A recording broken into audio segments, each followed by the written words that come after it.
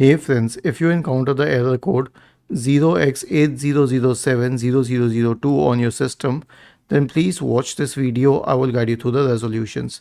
Now the resolutions have been mentioned on the Microsoft Answers forum, so I'll try and explain this. Basically, you need to run the network troubleshooter and the Windows Update troubleshooter both. Right click on the start button and select settings from the menu. Go to the system tab on the list on the left hand side.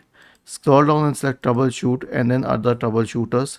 Click on run corresponding to the network and internet troubleshooter and then click on run corresponding to the Windows Update troubleshooter. So this should fix the problem in most of the cases, but if it doesn't, then here's the thing: the TCP IP could be corrupt, the files could be damaged or corrupt.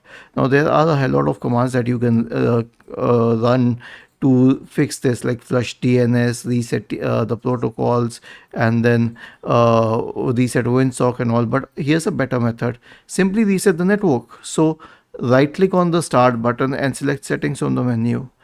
Go to the network and internet tab on the list on the left hand side. Select advanced network settings in the right pane.